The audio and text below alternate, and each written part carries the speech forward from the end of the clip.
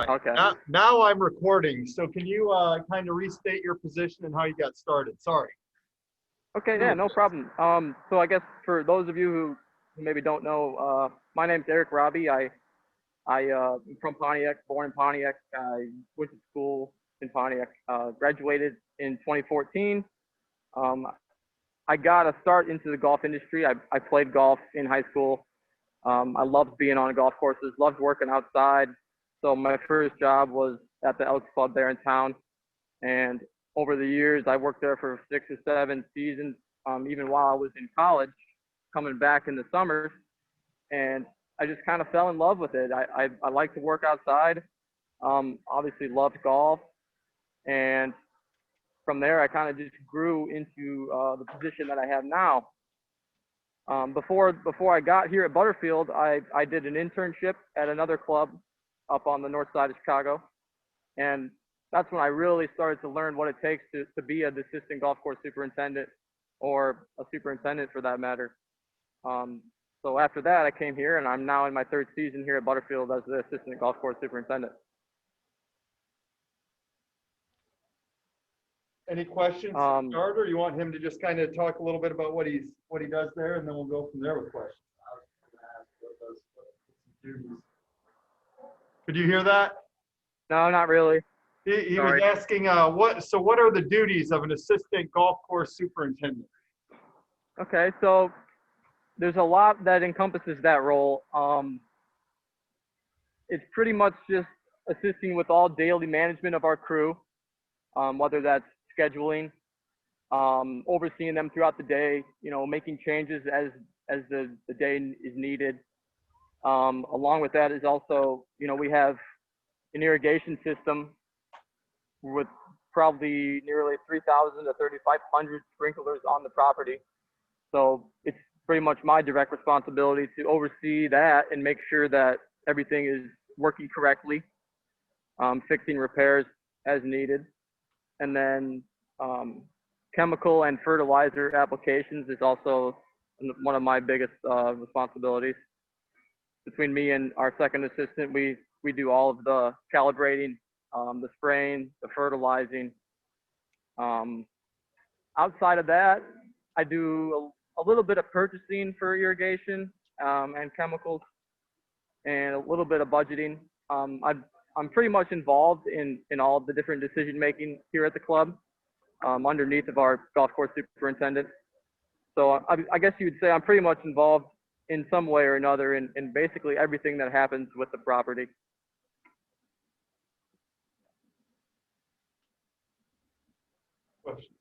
I have a question that came to my mind real quick when you talked. You said 3,500 sprinklers. Where's the water coming from? Are you guys collecting it yourselves, or city water? Or how's that?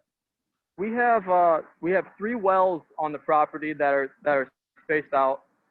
I guess I should probably tell you that we got 200 acres of property here, and we have 3 wells that are spaced out far enough away from the other ones that they don't draw from each other, and they feed one main irrigation pond that's about an acre large.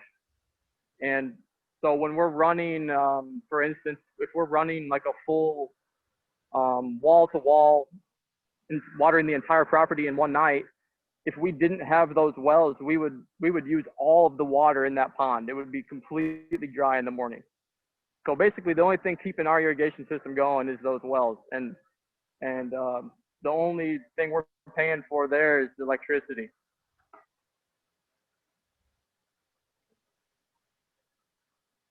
How often do you guys have to take up the irrigation sprinkler? Is it every How day? often do we have to turn them on?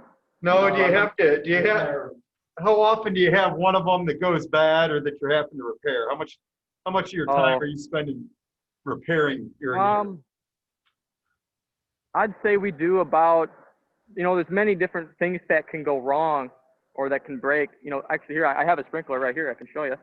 This is a sprinkler that goes inside of a bigger body, but this is the part that actually pops out and shoots the water. So, there's many different plastic parts on here and internally inside here that can break. Those are pretty routine repairs, something, you know, that might just take a couple minutes to fix and put back, and then you're on your way. But on top of that, we have, you know, a lot of PVC pipe that leaks or can break.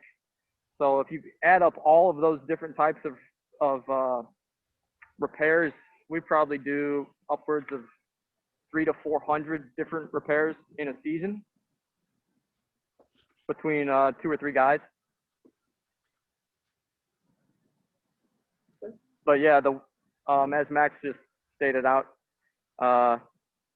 our biggest repair is a pilot valve.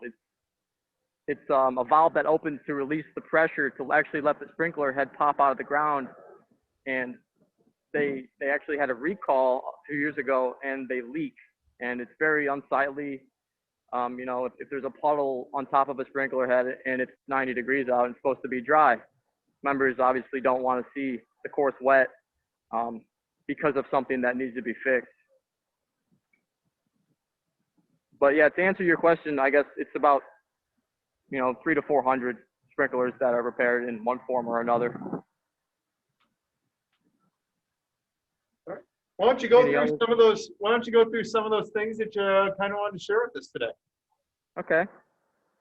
Let me. I did not get a chance. I got your email, and I haven't seen these guys since Monday, so I haven't had a chance to share those pictures you gave me with them just yet. Okay, so here's kind of this picture of one of our putting greens here, and property off in the distance. I'll introduce. This is our second assistant, Max Precaution. I guess you would say these are our offices, these golf carts. You know, we're fortunate enough to be able to work outside. These are a lot of my daily tools. This morning, you know, as we haven't had much rain, watering by hand, we use hoses and set the pins for the green. So I use this cup cutter and my basket full of tools. One thing I wanted to share with you guys, though, was some different soil samples I took. So you're all probably most familiar with this one here. This would just be your lawn at home school. If you went and pulled a plug outside, that's probably something that you would see. You guys are lucky down there. Most of the soil in Pontiac is very good black soil, full of nutrients. Ours is similar, but it's a lot more clay. You can't really see too much in here, but it's not nearly as black as it would be if you pulled out a plug back in Pontiac. And then going to this one, you can just visually you can see such a difference between these three, definitely in terms of the grass itself, but also in the soil. This one is from a fairway, and you can see there's a little bit of sand in there, and kind of layers of sand and organic material. But you see how this 2.5 inches here is so much different from this clay at the bottom. That's called thatch. That's organic material that gets built up over the years as the grass grows. And we try to break that up as much as possible and pull it out so that we can fill it full of sand or just allow the grass to take over that without having as much thatch. And then this one, lastly, is one of our greens. And you can see how this is basically just all sand. So our greens are built on 16 inches of sand. And if you went out to the Elks Club in Pontiac, you would not see that because they are not built on sand. But the greens at the Elks Club would look a little bit more like this. There's a soil sand mixture. But you can see here the roots coming out of it at the bottom, and that's about 5 inches.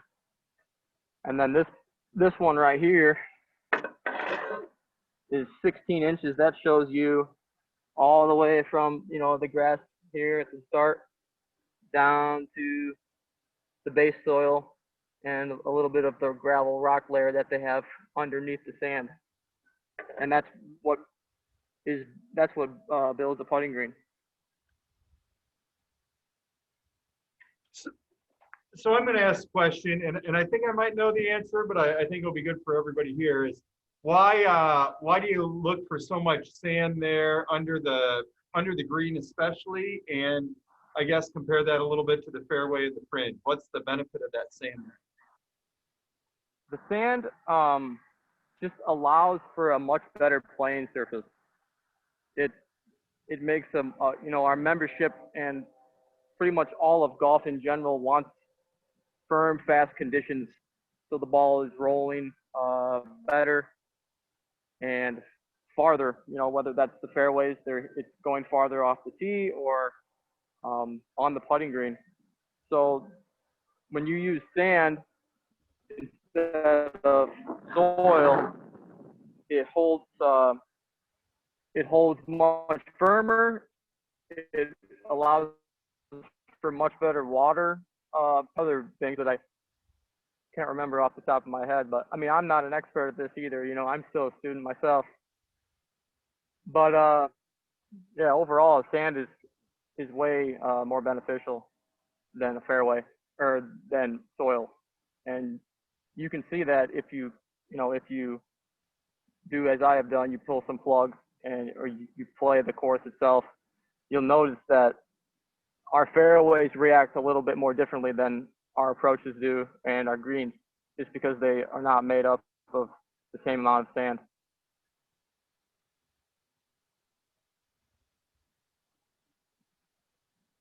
Questions, anybody? Yeah. No, we're good. I keep dropping. How long does so I'm going to ask two questions, and one of them that I had sent you was how long does it take to kind of get everything mowed in a day? But I'm also going to ask how many people are on your crew that are doing that, or are you mowing everything every day, or what's kind of the schedule look like when you're out there caring for all the grass? So we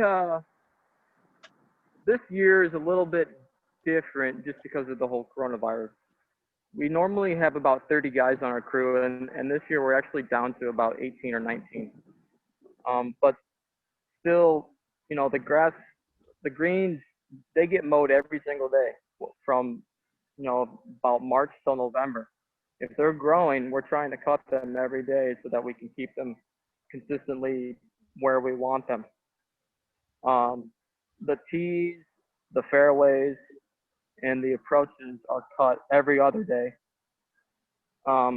just because we don't have the manpower to cut them every single day. I mean, if we were hosting a tournament or something like that, we would try to cut them every single day, just because it provides more of a crisp, tight lie for the golfers. On top of that, greens take about 4 hours to mow. We have 27 holes here at Butterfield and 32 greens total, if you include all of the putting greens and the practice greens. We have 5 acres of greens total, so that takes about 4.5 hours with 6 greens mowers cutting. The tees takes about the same amount of time. There's 7 acres, but it's a little bit bigger mower, so it goes a little bit faster. And those are all walk mowers. And actually, in a little bit, I'll show you a demonstration of a walk mower cutting the green here. But the fairway mowers, that takes a little bit longer. We only can send out 4 guys because we don't have we have 6 mowers, but we can only send out 4 guys because we just don't have the manpower this year to send out all 6. And that takes about 5 hours. So they're all pretty close to about the same amount of time. And as I said, fairways are every other day, tees are every other day, and greens are every day. How often are you guys mowing your rough? The rough, that's basically just every day. As I said, it's a 200-acre property, so we have about 110, 120 acres of rough, and it's a constant effort to keep it all cut at the same height. So we'll send out rough mowers every day. Some guys will, have it as a second job, so they'll cut greens or they'll cut approaches, and then they'll go mow rough the rest of the day in an 8 or a 10-hour working day. Sometimes we have a couple part-time guys who come in and they'll mow rough all day, but as I said, it's basically a constant effort to keep it all mowed. But you're not getting all of, like, they'll go out and mow rough, but there's no way they're getting, I mean, to get through the whole cycle, does it take a week to get all of your rough? It usually takes about 2 or 3 days. Yeah. It won't take a whole week, but 2 or 3 days, they can knock everything out. That's where I spend most of my time playing from. Yeah, a lot of people do. I mean, most people up here do too. Well, you got those nice fairways. I'd hate to tear them up with hitting golf balls off of them. Yep. Yeah, even when I get the chance to play, I feel bad sometimes trying to, make an aggressive swing. I don't like tearing up the course that I work so hard to protect. If you want, I printed out the list of questions if you want me to answer some other ones, unless you got some specific ones you're thinking of right now. Well, I've got them here. I was going to say, if you wanted to go through, I know you said you had some equipment there. I can keep kind of lobbing some questions at you. I did Okay. I'm going to go into some of the questions that just involve the club as a whole. Okay. The annual membership is north of 100,000, right? Yeah, correct. It is, but that is we are actually an equity club, which means that your membership is looked at as an investment. So if you you have to put in that fee up front to become a member, but you'll get a percentage of that back if you decide to leave the club. So most of the expenses are just in a monthly bill, with membership dues or purchases like food and dinners and stuff like that. Members are required to spend a certain amount of money each month. So that's more of just a joining fee. That's not an every year fee. Correct. Yep. That's a one-time fee. And then they have their annual stuff. I showed them. We went on the website and I showed them some of the pictures and so forth, and they were looking at just what all. And I guess another question was, what all are, along with the golfing, what are the other amenities that go along with being a member of the club? So we're a full service club, and that basically means that we have a restaurant, we have a bar, men's and women's locker rooms, we have workout facilities, we have a pool, tennis courts, and paddle courts too, which I don't know if anyone's familiar with paddleball, but it's actually very similar to pickleball that you play on a gym floor. So basically, and a golfing range too, but that's basically what they would consider a full service country club. And so there's also like a full banquet hall, that type of facility too, for like weddings or proms, that type of thing.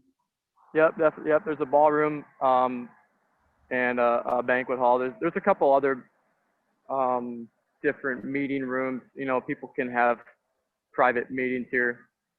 Usually, mostly just memberships, but that we do some outside corporate events, and whether that's golf outings or banquets. So yeah. I think that was a lot of my questions just involved with the club. So we'll take a look at your equipment. This is one of our, actually new this year, a greens mower, made by Toro. I don't know if anybody has ever seen this is called a reel mower. I don't know if anyone's ever actually seen one in person. So we can maybe kind of go over a little bit of the mechanics of how this works.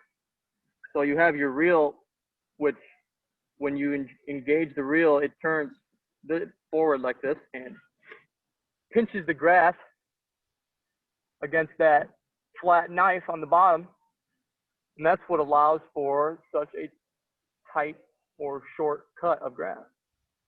These are much, well, I wouldn't say much sharper, but I would say they're a little bit sharper than a normal rotary blade that you would use at home or that we use to cut rough.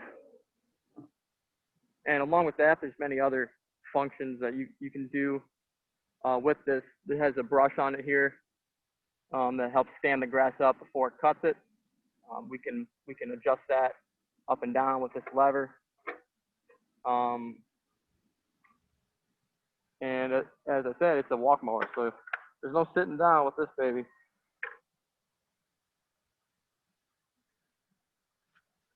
Any questions about that? They don't have to walk it all the way between all 32 greens throughout a day, do they? No, that's this trailer here. We can put 2 mowers on there each. So we have three teams of 2 guys that each take 9 holes, and they go from hole to hole, green to green. When they mow a green, do they all have to go, or is it all going the same direction, or do they go both directions back and forth? We go both directions back and forth. The rollers on the mower will create the stripes, as you can probably see here, back and forth. So the 2 guys will start in the middle of the green and they'll kind of split it, so each guy does half of the green. But, we change our mowing directions every single day that we cut. So like today, we cut this direction. Tomorrow, we will probably cut this direction. And then, the following day, this direction, and then after that. So we never have the same direction of cut, just so we don't start to have the grass grow any specific way. We want it to be very consistently just straight up and down. We don't want to form any grain in the turf or anything like that. And if you want, can you show them the roller on that kind of makes stripes? Oh, yeah. Because even if they're not asking, I know that some of them have looked at fields for years and they're wondering how do they get those really nice stripes and designs, right? I mean, some of you have asked. Yeah, so this in your own heads. I know it's kind of hard to see it here, but this big drum right here is the back roller and along with this small roller here on the reel unit, both of those together will push and roll that grass to create those stripes. If you want, Max will do a little demonstration here. You want? Yeah, they want.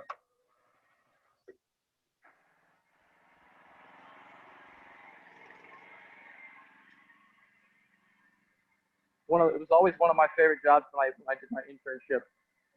It's just it's a nice relaxing way to start your morning. Even though sometimes it's especially if it's hot and humid in the mornings, it's a workout.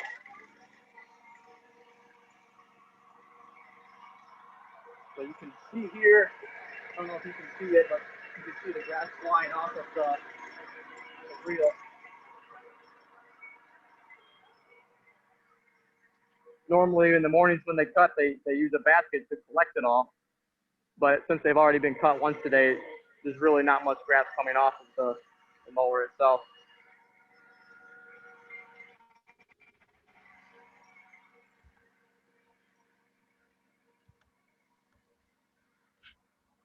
So there's normally a basket that goes behind it, even for, on an everyday thing to not leave any grass at all on the green? Yep, they use this basket right here. It just mounts right on the front of the mower, and when that grass comes off that reel, it throws it right into here. Yep, it's just like that.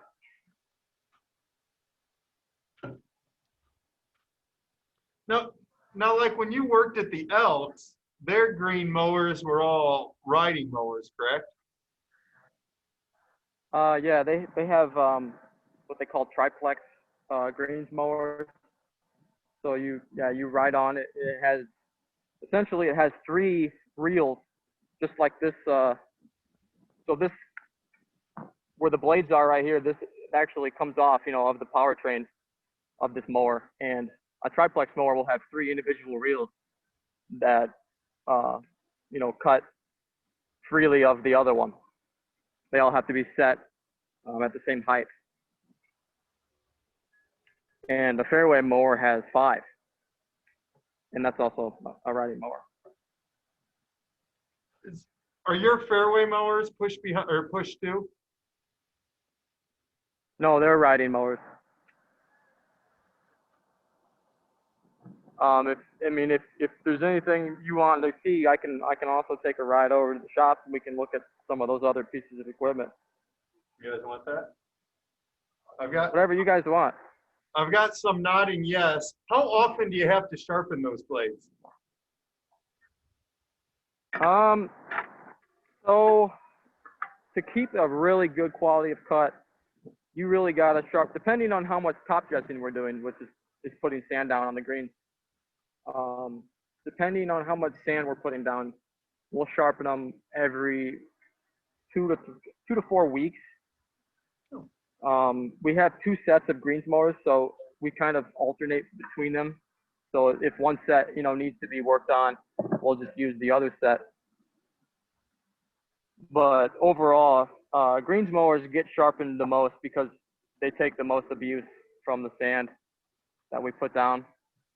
Fairway mowers really only get sharpened about twice a year because, as I said, we don't really put much sand down on our fairways, and therefore they don't really need to be sharpened. In the winter, when we're in our off season, we do a lot of maintenance on our mowers to keep them all really sharp going into the next season. So most of that work has already been done, and you know it's getting close to the point where it probably needs to be done again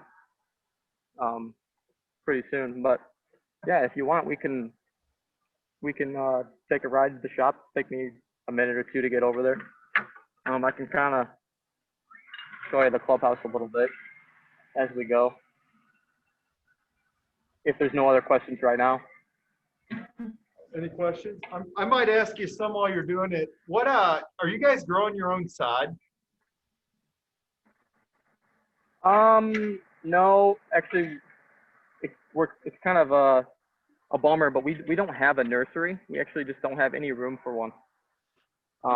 So if we need to transplant sod, we'll take it from our driving range and move it to the fairway.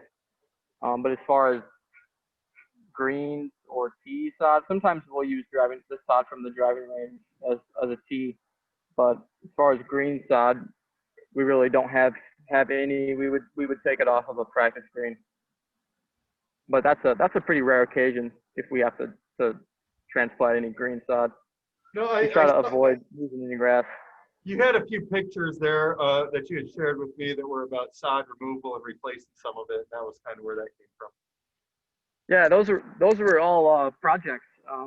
I kind of wanted to share those guys. Those are pretty interesting. I thought maybe there'd be some questions about that. But the one picture of all of the sod that you could see cut out, we had moved in fairway about 25 yards over, and so to do that we cut out. Here, I'm going to try and share it with them right now. Can you see that? Okay. Yeah. So that picture, that shows you a machine that we use to punch holes in the greens that allows us to take out some of that fats that I talked about earlier, and we add that back in with sand. And then how often? Yeah. We will pull a core out of the green about 2 times a year. We like to do what's called a deep tine, where we actually punch like a 7 to 8 inch hole in the green with a solid tine, so we don't remove any of the turf itself. We do that once or twice a year, and then throughout the year we will, especially if the greens are starting to get pretty compact or really hard and we're having a tough time getting getting water through them, we'll use what's called needle tines. It's a very small tine, kind of, I guess, as an example, it's kind of like a toothpick, but it's bigger than a toothpick, but you know, it doesn't disrupt the green itself. We can do that and roll the green and mow the green, and members or golfers will hardly notice that we did it. And that's done, you know, as needed, usually twice or three times a year. And then also in that picture, you'll see our fairway mowers doing what's called verticutting. And the best analogy I can give for what a verticut reel does is when you go to go to get your hair cut, and they use those awkward looking scissors to thin out your hair. That's pretty much what a verticut reel does. It just thins out the turf and gets rid of all the longer ones that have been growing basically flat, so that we can no longer cut them. They just grow, and our normal mowers will not cut them off because they're basically laying straight down. You guys aerate your fairways every year? We do not, and that's basically the reason why when I showed you those plugs, you see so much thatch. They did a course construction here, a redesign in 2012, and following that reconstruction, they decided not to, because of how rocky and hard a lot of the soil is, and also on top of that, the irrigation system is very shallow. So there's been, you know, concerns about aerating fairways, but that's something that we're trying to figure out a way to do. We currently don't have a machine that's capable of doing it in a way that we'd like, and that would be safe to actually do. And we want to buy a top dresser that's big enough to actually throw sand onto 50 acres of fairways. And both of those, you know, pieces of equipment are very expensive.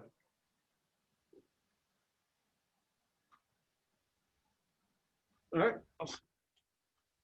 Gonna look at the next one down was.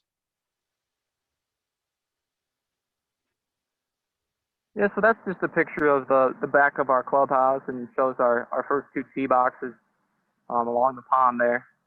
That's one of my favorite pictures. And so when I dump it off the tee box, it goes right in the water here? Yeah, I mean, if you duff one, you're definitely not getting it back. That's why you take the small children with you to get the golf balls out of the water. Yeah. So you guys do, so how much is this something you see throughout the course in terms of like the flowers and the added landscape kind of beautification, or is that just because it's up close to the clubhouse? We do have flower beds throughout the golf course. Other than the clubhouse beds and flower gardens, there's probably 3 or 4 other flower beds out on the course itself. But along the rock walls of the ponds like that, you'll see steps. I don't remember sedum. That's a plant called sedum. You'll see that because it grows very well on the walls like that. But other than those beds and the rock walls, we don't have too many actual flower or landscape beds. But we have a lot of native areas where we just let it basically grow whatever's going to grow. We try to manage it a little bit as far as weeds. But there's a lot of flowers that actually grow in those native areas as well. Well, I might have to put your old coach Ritter on it, because we're working on getting some pollinator plots started and things like that. I think he's talked to both golf courses here in town, and we're doing some stuff where we're getting seeds from Pheasants Forever to be able to establish some pollinator type things as well, if you ever have interest. And even if you don't have interest, I might just tell Mr. Ritter and you might start having interest. Maybe. So, I mean, is that under your purview as well, or you guys take, I mean, as assistant golf course superintendent, you're taking care of all of the landscape beyond just the grass too, correct? Yep, we do have a master gardener on staff who kind of takes care of the design and picking out the different plants and flowers that will go in the beds. So she does most of that work. I'm not really involved in that much at all, but still have to oversee and make sure that everything is looking good and getting done. But those plants that you see growing on the wall there, they don't take any maintenance at all. I mean, they they don't even need to be watered or that naturally. Have you had to rebuild any of those rock walls? That looks like a lot of work. I have not since I've been here. I don't know in the past if they have or not. Actually, I was part of a project last winter where we built one from scratch around our irrigation pond. So I can tell you from experience that yes, this is a lot of work. It's definitely not. I mean, you probably would look at that and say, it's probably a lot of work, but not nearly as much as you would as you could imagine. They're fun projects, and they look really nice when you're done, but very time consuming. That's the picture that I started to describe earlier, where we moved, if you see where all those small trees are on the right side and the bare soil, that was the old existing fairway. And we cut it out and moved it over to the left side where you can see, kind of hard for me to tell, where you can see those golf carts parked and a stand on the fairway. That was all transferred over there by hand, cutting it out with a side cutter, rolling it up, putting it in the back of those trailers and hauling it over there and laying it. And then we added in all of those trees. Those were all transplanted from the golf course, and we filled in that area along our driving range. So is the driving range, I guess, on the other side, like on the right side of those trees, or are we? And then this Yep. is for the fairways. Yep. So that fairway, there was always complaints that, golf balls were getting hit from the driving range and were very close to people while they were playing, so we tried to move it, far enough to where that wouldn't happen and add in a little bit of cover to stop those balls from going into the fairway. And actually, it seems to have worked pretty well. We haven't really had nearly as many complaints, and you don't see very many golf balls down in the fairway anymore. Kind of like hole 1 there at the Elks. Yeah, pretty much. Yes. Hole 1 at the Elks has a little bit more cover there, but still, people manage to hit those balls all the way over there in the fairway. Or the road, I mean, on the other side at the Elks. That's a little bit more dangerous.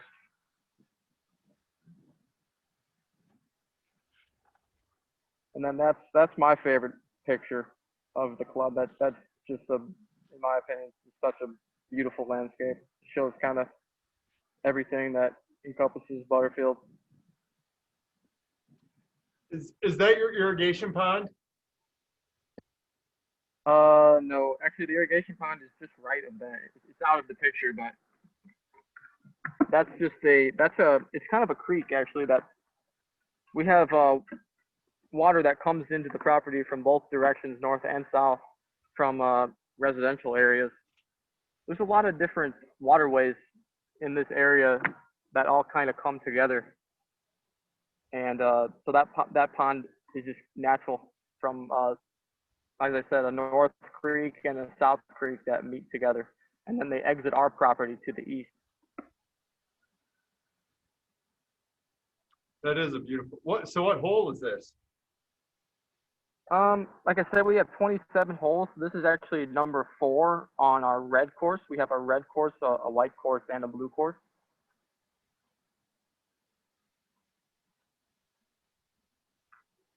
There looks like a whole So, lot of bad places that my golf ball would end up on this one.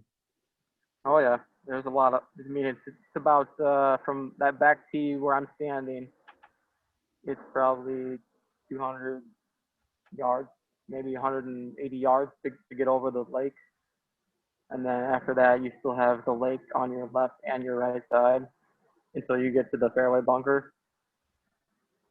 So these fairway bunkers right here are like 200, 250, 280.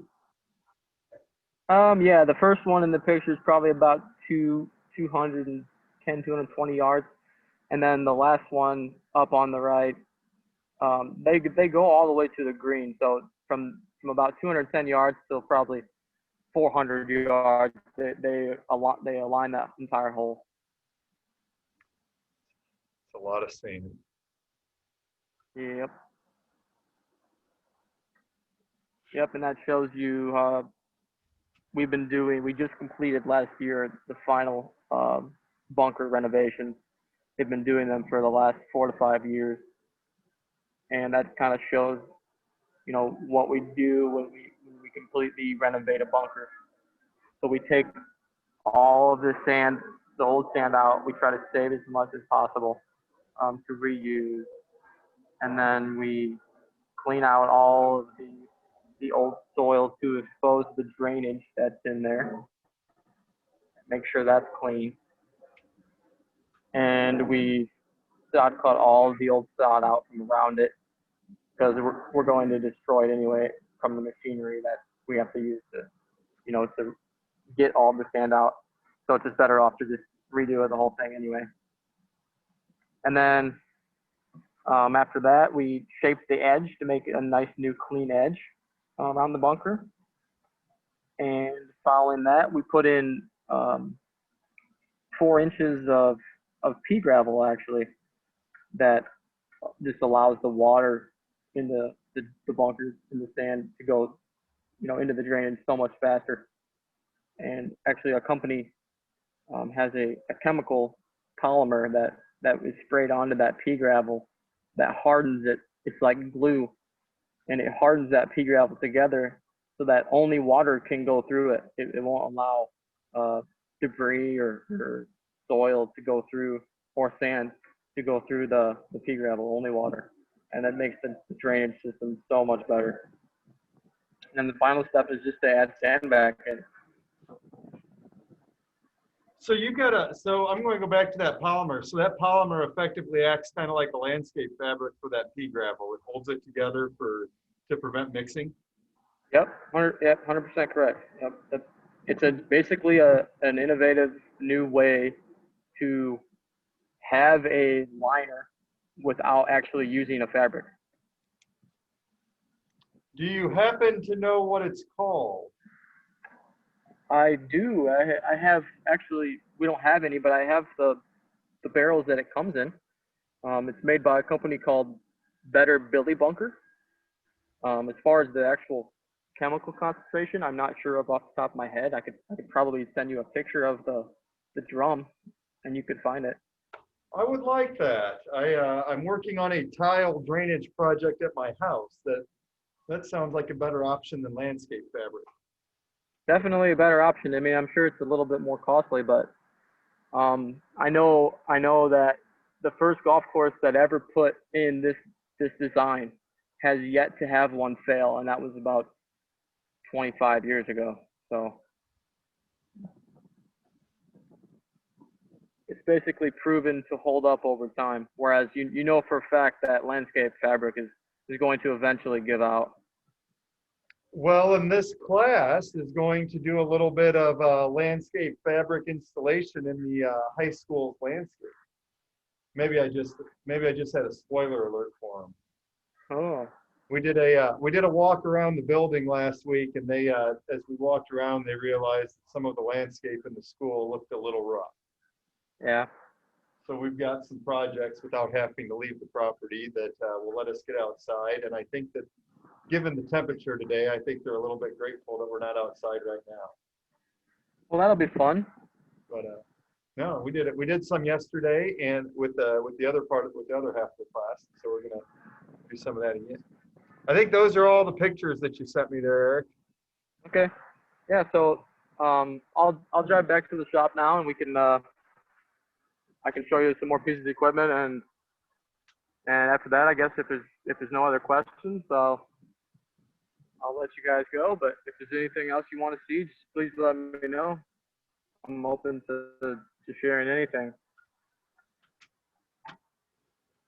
Good. What are some of the types of grass you have going on there?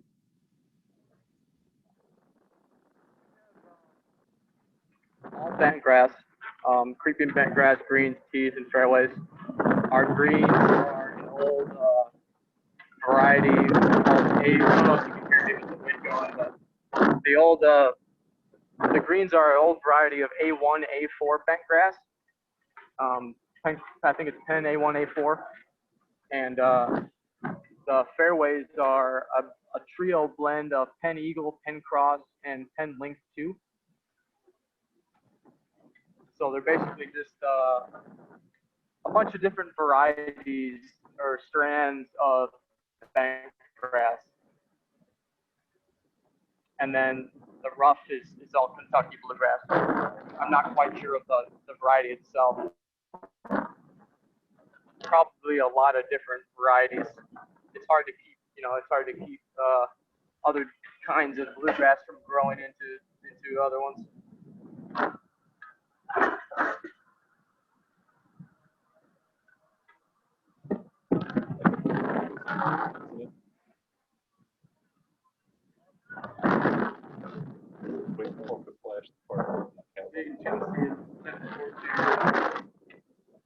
Very busy today.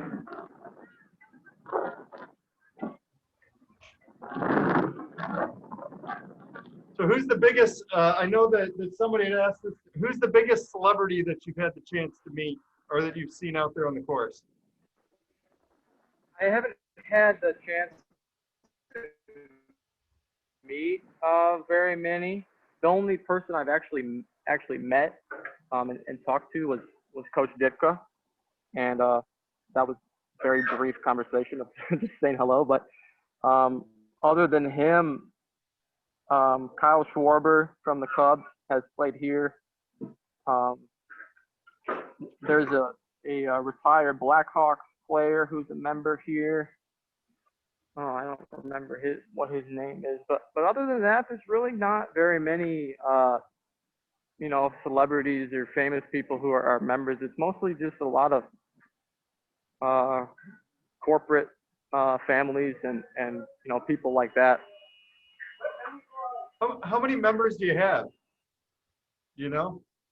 300 members, and then we allow for an additional 30 priests or fathers. It's a pretty big Catholic membership, so they're open to 30 additional members. This here is a triplex mower, like I explained earlier, that the elk uses to cut greens. So we use a triplex mower to cut our approaches. So, like as I said, it's basically just three individual greens mower reels that are mounted together to form one machine.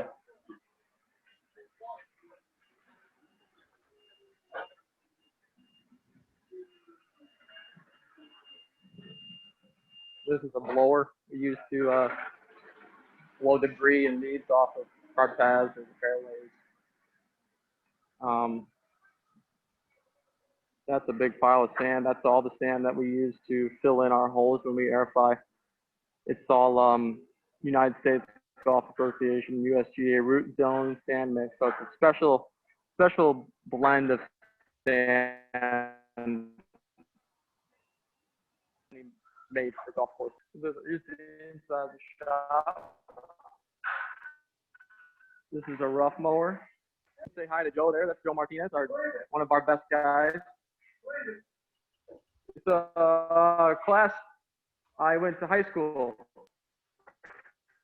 Yeah. Doing a little video conference, showing them around and showing them some soil profiles, things like that. They're in the landscape and show them around a little bit.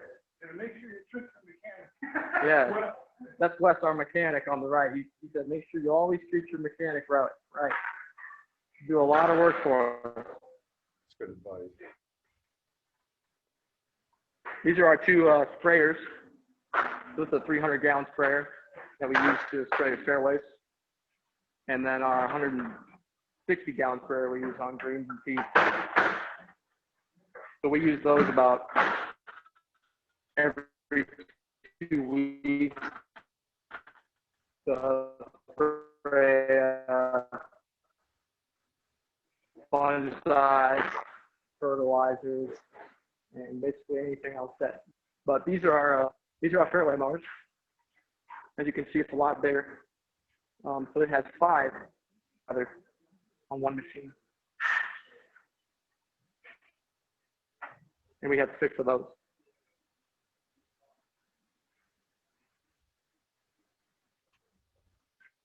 Questions, anybody? Soak it all in.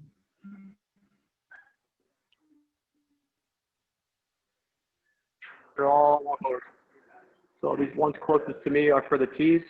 They're a little bit wider than the greens mowers that you saw earlier. And then these are our 2 sets of greens mowers here. As far as equipment, that's the main majority of our mowers.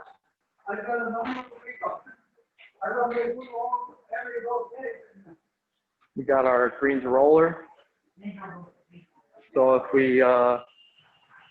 we feel like the greens are a little bit ball growing, we'll use this machine to, after they mow, we'll use this to roll the entire green.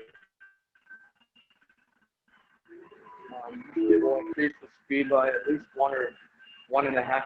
So, like, for example, like somewhere around 12 or 13.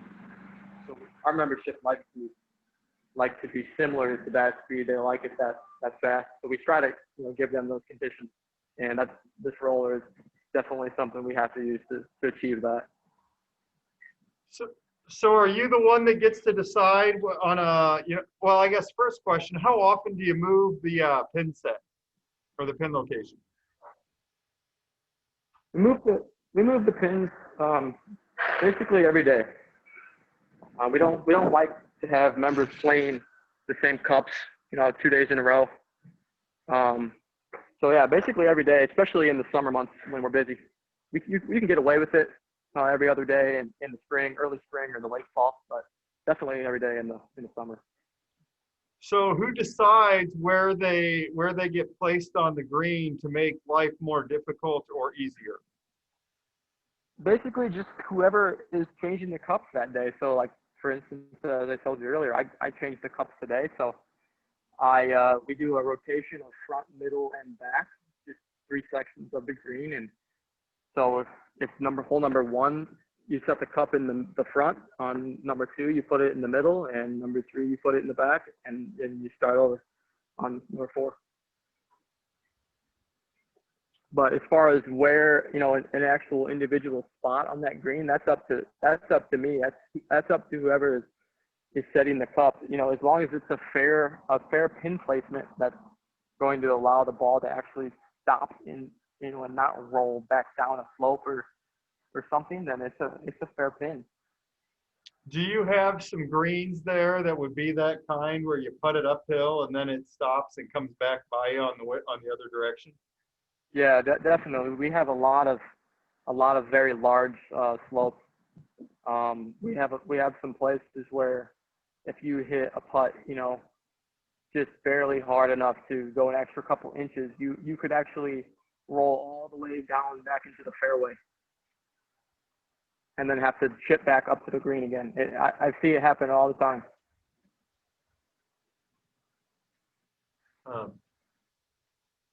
I've got a couple other questions that have to do more of it as a career. So what, I guess I'm going to ask this first question, and it's more ballpark about, just general in terms of, you mentioned you've got 18, normally would have 30 people, you've got 18. if you're someone who's looking at it as an internship or a summer job, what kind of income or what would your wage be? What kind of range would you be looking at? I would say most incoming interns or first year, employees could expect to make anywhere between, $10 to $15 an hour. And this business, you do put in a lot of overtime. So we work in the summer months. We work anywhere from 50 Now you just cut out on us. 5 hours a week, just depending. That's at like the top of the. Hear me now? Yeah, I've got you now. Yeah. I think. So yeah, you would. Can you hear me? Yeah, there you are. That's a lot better. Okay, so yeah, you would expect to work quite a few hours of overtime if you did an internship or worked at a course similar to where I'm at, but you wouldn't work more than 45 hours a week if you worked somewhere like the Elks or a smaller club. But as far as did you have another question? Well, I was gonna ask kind of, you mentioned 18 to 30, 30 normally, 18 now. How many of those are 12-month people, full-time, year-round? Out of that 18, there's about 12 that are not full-time. So most of our staff is just seasonal. So I'd say we have about 6 guys right now that stay all year. We usually have about a crew of 6 to 8 people in the winter. And the winter. What's that wintertime off-season work look like? It's a lot of basically prep for the next season. As I said, maintenance on all the equipment. Basically, every single piece of equipment will get inspected and fixed if there's any problems. Changing the oil, hydraulic oil, all things like that. And then also we do all the snow removal, the ice or the salt of the sidewalks, and because they do host events here throughout the winter months and Christmas parties and all sorts of stuff like that. We got to make sure the parking lot's clean. And then on top of that, we do some of our projects in the winter, like that rock wall that I mentioned that we built around our irrigation pond. We did basically all of that work in the winter. It's a lot easier to do in the winter just because we don't have to worry about killing grass or tearing up the grass as much. It's dormant, so it's basically frozen, so you're not going to disrupt the soil as much. And then the last thing that we do is tree work. We do a lot of maintenance on trees, cutting out dead wood, and if there's any entire trees that are dead and need to come down, then we'll cut those down during the winter as well. I was going to ask another question kind of in terms of the careers as well. If you are one of those people who's coming in kind of first, second year, full-time person making a career out of it, and then I get what's kind of the salary range or the range for someone who's just starting full-time? I guess if you had worked your way up, kind of like I did, and it was your first year, you'd probably expect to make as a salary anywhere between 35 to 60,000. It really just depends on a lot of different things. What your experience is, if you have any education in turf grass itself or landscaping, and it depends on the club as well. I mean, it depends on how much time and effort you're going to have to put into the job itself and what the duties of the job itself are, because there's a lot of assistant positions that, I could have my job here as an assistant could be a lot different than a job at a different course as an assistant. I know some assistants who really don't even do any physical labor themselves. My job's very physical. I'm involved in the day-to-day setup and I'm out working, but there's a lot of assistants in this area who don't do that, who are basically just a foreman. So, but I mean, to answer your question simply, I mean, you could expect really anywhere between 35 and 60,000 a year. And then I guess my next one, like, because I was kind of talking to him, I go, when you look at careers, knowing what your, entry level is important, but it's just as important to know kind of if you're going to make a career out of it, what it looks like 10 years in. So what's like the potential there for, 10 years in a similar role to kind of that range? Yeah.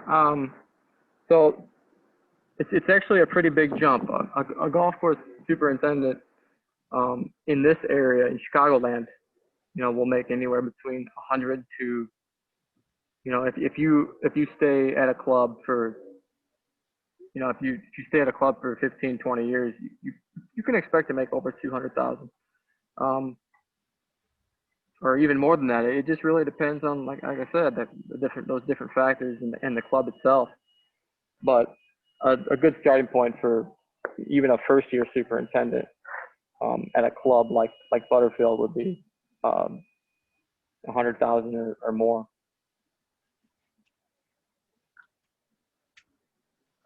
I think that goes through the list of kind of what I've got written down here. Guys, what do you think? This is where I get to move my camera a little so you can wave to Eric. We got new lights in the room. It's dark on purpose. Say hi. I don't think it looks too much different from when I was there, maybe. I don't know. Well, we're having our moments. But anything else that you guys have? Gonna be real quiet. This is the quietest they've been. I guess I've only had them in here 2 days. But yeah, I mean, if you get an opportunity, once this whole coronavirus thing is over, if you wanted to bring the class up and take a tour one day, on Mondays we're actually closed, so that's a maintenance day for us usually. So if we come, we should bring our clubs. Probably not the club. Sorry. Oh, no. I'm just bugging you on that. But well, no, but I mean it would be I mean if you're actually interested in the business, and it would be a great place to visit, or just even taking a trip out to the Elks Club and talking with the superintendent there, and letting him show you around. It's all very similar stuff to what we do, but we might just take it a little bit farther up here. Well, without any other questions, Eric, I'm going to say thank you so much for your time. Thanks for taking us on a little bit of a tour of a different world. Like I said, I know we've got a few of them that have been on quite a few golf courses, and then we've got a few that probably have done a little more than ever drive by a golf course. And so to kind of see the behind the scenes and so forth, I very much appreciate it, sir. Plus, it's just good to see you, man. Yep, definitely. I mean, I hope that I didn't scare anybody away from the business, but there's a lot more that goes into it than what you might think. It's a combination of science and art, and I couldn't be happier doing it. But as you said, yeah, definitely thanks for having me. And if there's anything else that you need in the future or you want to stop by, don't hesitate to let me know. Thank you. Thank you. Yep, no problem. Anytime. Enjoy your day and stay cool, buddy. I'll try. It's going to be a tough one today and the rest of this week.